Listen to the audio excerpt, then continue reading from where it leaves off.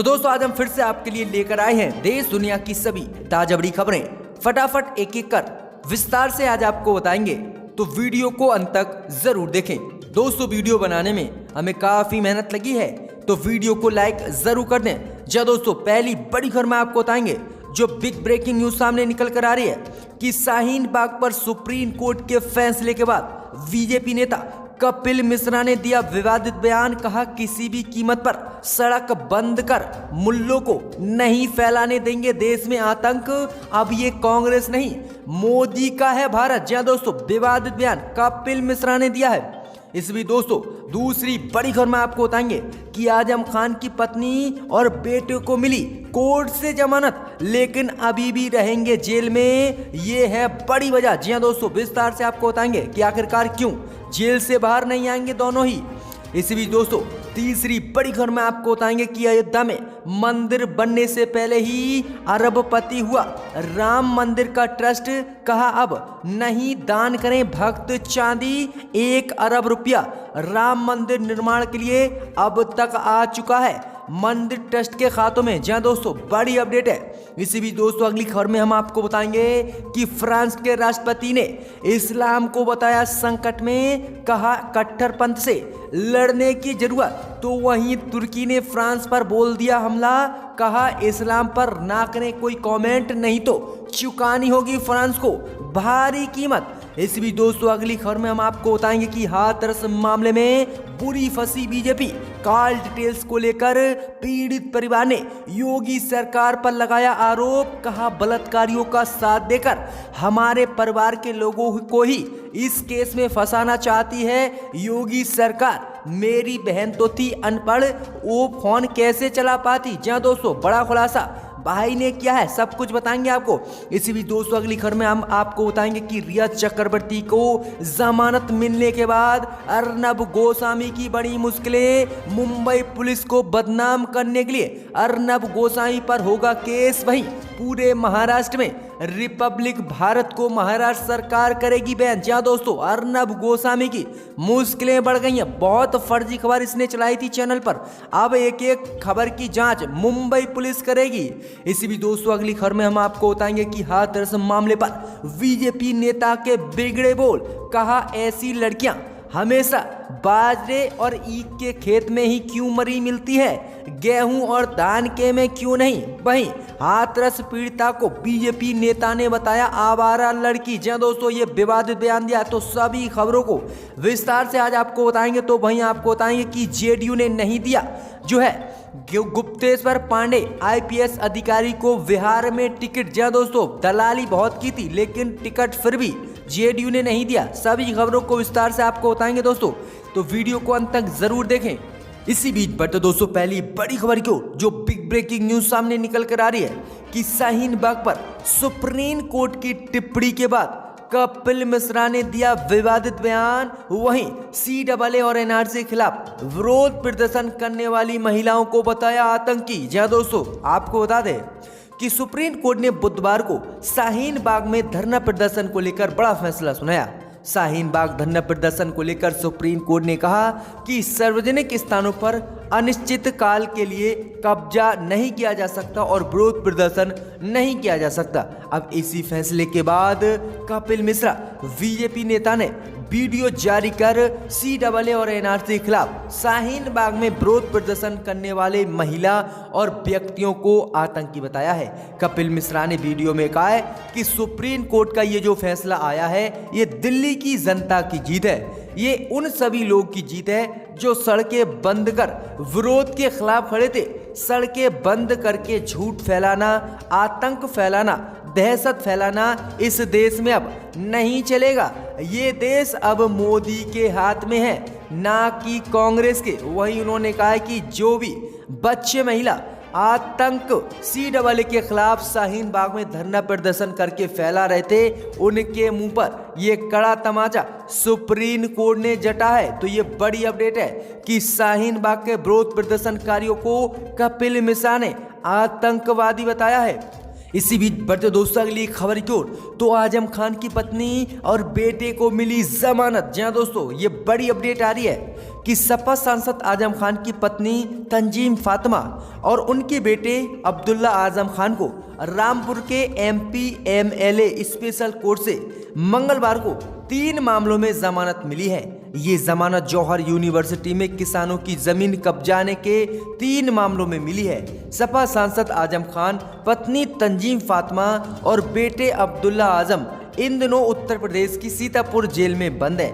वहीं आपको बता दें कि मंगलवार को जिन मामलों में तंजीम फातिमा और बेटे अब्दुल्ला आजम खान को जमानत मिली है उसमें तुरंत रिहाई नहीं होगी, लेकिन मुश्किलें आखिरकार आजम खान के परिवार की कम हो गई हैं। वहीं आपको बता दें कि हाई कोर्ट में अभी 2 जन्म प्रमाण पत्र का मामला विचाराधीन है, इसलिए आजम खान के बेटे को जमानत जरूर मिली है, लेकिन वह जेल से अभी बाहर नहीं निकलेंगे। तो ये बड़ी अपडेट है कि 2 और मामलों में आजम खान और पत्नी को जमानत मिल गई है और एक मामले में जौहर यूनिवर्सिटी के भी जमानत मिल गई है। इसी बीच बढ़ते दोस्तों अगली खबर की ओर, तो अयोध्या में मंदिर बनने से पहले ही राम मंदिर ट्रस्ट में आ चुका है 1 अरब रुपया। जी दोस्तों, वहीं ट्रस्ट ने कहा है कि अब चांदी न दान करें भक्त। जी दोस्तों, आपको बता दें कि अयोध्या में राम मंदिर का भव्य निर्माण का कार्य इन दिनों तेजी से चल रहा है। इस बीच बड़ी खबर सामने निकल कर आ रही दोस्तों कि श्री राम जन्मभूमि तीर्थ क्षेत्र ट्रस्ट के गठन के बाद अब तक लगभग 1 अरब रुपया राम मंदिर निर्माण के लिए राम मंदिर के खातों में दान के रूप में देश और दुनिया से आ चुका है। साथ ही 2 कुंटल से ज्यादा चांदी भी राम मंदिर को दान के स्वरूप में मिल चुकी है। वहीं अगर हम आपको बता दें कि श्री राम जन्मभूमि के मंदिर निर्माण के लिए जल्दी विदेशों में बैठे राम भक्त भी दान कर सकेंगे, इसके लिए योजना भी मोदी सरकार ने तैयार कर दी है। तो ये बड़ी अपडेट आ रही है कि दोस्तों मंदिर निर्माण से पहले ही राम मंदिर निर्माण के लिए मंदिर के खातों में 1 अरब रुपया आ चुका है और 2 कुंटल चांदी आ चुकी है, जो दुनिया में और देश में सबसे बड़ी राशि है। जबकि अयोध्या में बाबरी मस्जिद के लिए अभी तक 21,000 रुपये ही आए हैं। इसी बीच बढ़ते दोस्तों अगली खबर की ओर, तो फ्रांस के राष्ट्रपति ने इस्लाम को बताया पूरे विश्व में संकट, कहा कट्टरपंथ से लड़ने की जरूरत। तो तुर्की ने फ्रांस पर बोल दिया हमला। जी दोस्तों, आपको बता दें कि फ्रांस के राष्ट्रपति इमैनुअल मैक्रोन ने इस्लाम धर्म को लेकर एक बड़ा बयान दिया है। मैक्रोन ने कहा है कि इस्लाम एक ऐसा धर्म है जो आज पूरे विश्व में संकट में है, खतरे में है। आगे उन्होंने कहा लेकिन पूरी दुनिया में इस्लाम संकट में है, लेकिन फ्रांस में इस्लाम संकट में नहीं है। जी दोस्तों, आगे उन्होंने कहा है कि हमें कट्टरपंथी इस्लाम से लड़ने की जरूरत है। वहीं आपको बता दें कि ये पहली बार नहीं है जब फ्रांस के राष्ट्रपति ने इस्लाम धर्म को लेकर कोई बात कही हो। इससे पहले उन्होंने इस्लाम को कट्टरता और नफरत फैलाने वाला कहा था। वहीं आपको बता दें कि उनके इसी बयान को लेकर तुर्की ने फ्रांस को सख्त चेतावनी दे दी है। तुर्की ने कहा है कि इस्लाम धर्म एक शांति का धर्म है और उसके धर्म के बारे में किसी को कुछ कहने की जरूरत नहीं है। वहीं तुर्की ने कहा है कि फ्रांस के राष्ट्रपति को अपनी जुबान पर लगाम लगानी चाहिए और इस्लाम को कट्टरपंथी या फिर इस्लाम को पूरे विश्व में संकट के रूप में नहीं बताना चाहिए। वहीं तुर्की ने यह बड़ा हमला बोला है फ्रांस पर। इसी बीच बढ़ते दोस्तों अगली खबर की ओर, तो हाथरस मामले में बुरी घिरी बीजेपी। कॉल डिटेल्स पर पीड़िता के भाई ने योगी सरकार पर लगाए गंभीर आरोप, कहा मेरी बहन तो थी अनपढ़, कैसे चलाती फोन, बलात्कारियों का साथ देकर योगी सरकार हमारे परिवार को ही फंसाना चाहता है इस केस में। जी दोस्तों, आपको बता दें कि अब उत्तर प्रदेश की योगी सरकार हाथरस मामले में बुरी तरह से फंसती हुई दिख रही है। वहीं आपको बता दें कि कॉल डिटेल्स सामने आने के बाद अब पीड़ित परिवार ने योगी सरकार पर आरोप लगाया है कि योगी सरकार बलात्कारियों का साथ देकर इस केस को परिवार पर ही डालना चाहता है और परिवार के लोगों को ही इस केस में फंसाना चाहता है। जी दोस्तों, आपको बता दें कि उत्तर प्रदेश पुलिस ने दावा किया था कि मुख्य आरोपी जिसने दलित युवती का बलात्कार किया था और पीड़ित परिवार के बीच फोन पर बात होती थी। अब इसी को लेकर पीड़िता के भाई ने योगी सरकार पर आरोप लगाया है कि योगी सरकार परिवार को बदनाम कर रही है। और हम ही को इस मामले में फंसाने की कोशिश योगी सरकार कर रही है और बलात्कारियों के साथ योगी सरकार खड़ी हुई है। वहीं आपको बताने की पीड़िता के भाई ने कहा है कि मेरी बहन तो अनपढ़ थी, आखिरकार वो फोन कैसे चलाती, अगर बात हुई है तो योगी सरकार रिकॉर्डिंग सुनाए। जहां दोस्तों पीड़ित परिवार ने ये बड़ी मांग कर दी है। इसी बीच बढ़ते दोस्तों अगली खबर की ओर तो अर्नब गोस्वामी की बड़ी मुश्किलें, रिया चक्रवर्ती को जमानत मिलने के बाद फर्जी खबर चलाने के आरोप में अब जाएगा अर्नब जेल। जहां दोस्तों मुंबई पुलिस ने लिया है एक्शन। जहां दोस्तों आपको बता दें कि जिस तरह से सुशांत सिंह राजपूत को लेकर मुंबई पुलिस और महाराष्ट्र सरकार को अर्नब गोस्वामी ने बदनाम किया था, इस बीच आपको बता दें कि जब अब सुशांत सिंह राजपूत की जांच पूरी हुई और खुलासा हुआ तो जो भी खबरें सुदर्शन टीवी और अर्नब गोस्वामी ने चलाई थी वो सारी ही आधारहीन है और वह सारी खबरें फर्जी हैं। अब इसी को लेकर मुंबई पुलिस एक्शन में आ गई है और मुंबई पुलिस ने महाराष्ट्र सरकार को बदनाम करने और मुंबई पुलिस को बदनाम करने वाले लोगों के खिलाफ एक्शन लेने का फैसला ले लिया है। और इसको लेकर अब मुंबई पुलिस अर्नब गोस्वामी के रिपब्लिक भारत पर एक्शन लेने वाली है और इसे अब पूरे महाराष्ट्र में बैन कर दिया जाएगा और अर्नब गोस्वामी को जेल में डाला जाएगा। वहीं आपको बता दें कि मुंबई पुलिस ने यह भी दावा किया है कि मुंबई पुलिस और महाराष्ट्र सरकार को बदनाम करने के लिए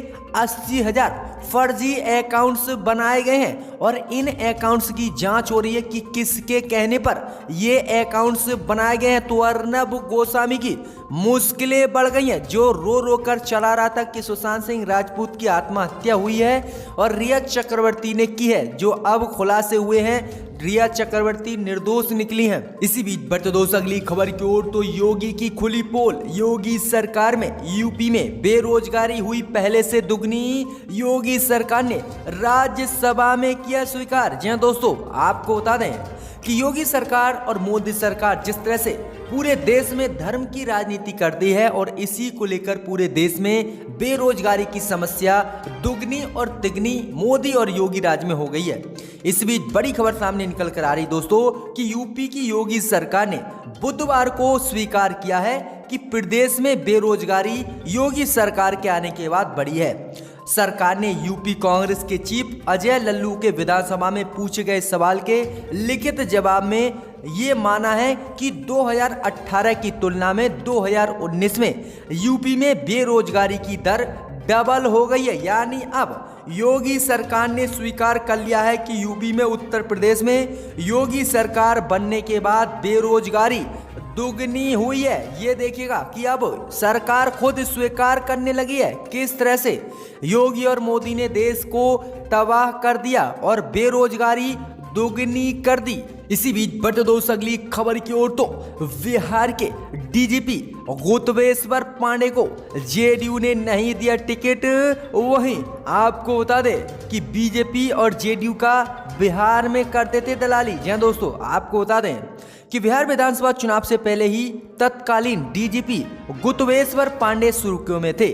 गुप्तेश्वर पांडे ने सुशांत सिंह राजपूत सुसाइड केस में धमाल मचाया था। अभिनेत्री रिया चक्रवर्ती को उनकी औकात दिखा रहे थे। उसके बाद उन्होंने अपनी नौकरी से 6 महीने पहले ही इस्तीफा दे दिया और जेडीयू को ज्वाइन कर लिया। और गुप्तेश्वर पांडे कयास लगा रहे थे कि बक्सर जिले की किसी सीट से उन्हें विधानसभा का चुनाव लड़ने के लिए जेडीयू टिकट देगी। लेकिन आज आपको बता दें कि जेडीयू ने अपने 115 उम्मीदवारों की सूची के साथ ही रिया चक्रवर्ती भी जेल से बाहर आ गई हैं। लेकिन जेडीयू की सूची में पूर्व आईपीएस गुप्तेश्वर पांडे का नाम कहीं पर नहीं है। ऐसे में सोशल मीडिया पर अब सवाल उठने लगे हैं कि पांडे जी का अब क्या होगा, इनका तो कहीं पर नाम ही नहीं है। भाई आपको बता दें कि नीतीश कुमार की मौजूदगी में जो है हाल ही में गुप्तेश्वर पांडे आईपीएस अधिकारी ने जेडीयू की सदस्यता ग्रहण की थी, जिसके बाद साफ लग रहा था कि विधानसभा चुनाव में जेडीयू उन्हें टिकट देगी और वह चुनाव लड़ेंगे। लेकिन जेडीयू ने गुप्तेश्वर पांडे को टिकट ही नहीं दिया, जिसके बाद अब सवाल खड़े हो गए कि इतनी दलाली के बाद भी आखिरकार जेडीयू ने क्यों टिकट नहीं दिया। इसी बीच बढ़ते दोस्तों अगली खबर की ओर, तो हाथरस मामले को लेकर बीजेपी नेता के बिगड़े बोल। कहा आखिरकार ऐसी लड़कियों का शव हमेशा बाजरे और ईखों के खेतों में ही क्यों मिलता है। जहां दोस्तों आपको बता दें कि हाथरस मामले को लेकर देश भर के लोगों में उबाल है। इस बीच बीजेपी के एक और नेता ने बेहद ही शर्मनाक बयान दिया है। बाराबंकी से बीजेपी नेता रंजीत बहादुर श्रीवास्तव ने दावा किया है कि दलित महिला के गैंगरेप के मामले में अगड़ी जाति के पकड़े गए 4 आरोपी निर्दोष हैं और पीड़िता ही आवारा थी। जी हाँ दोस्तों, आगे उन्होंने कहा है कि पीड़िता का एक आरोपी के साथ अफेयर था। बीजेपी नेता के अनुसार 14 सितंबर को आरोपी को बाजरे के खेत में बुलाया था और उसके बाद ही उसने खुद ही अपना हवस मिटाया था। यानी लड़की पर यह गंभीर आरोप इस बीजेपी नेता ने लगाए हैं और आगे कहा है बीजेपी नेता ने कि आखिरकार ऐसे लड़कियों के शव बाजरे और ईख के खेतों में ही क्यों मिलते हैं, गेहूं और धान के खेतों में आखिरकार क्यों नहीं मिलते हैं। वहीं हाथरस की पीड़िता के लिए उन्होंने कहा कि वह आवारा थी और जिन लड़कों पर रेप का आरोप लगाया गया है वह निर्दोष है। तो किस तरह से बीजेपी नेताओं को शर्म नहीं आ रही है और विवादित और गंदे बयान अब भी उस पीड़िता के बारे में दे रहे हैं।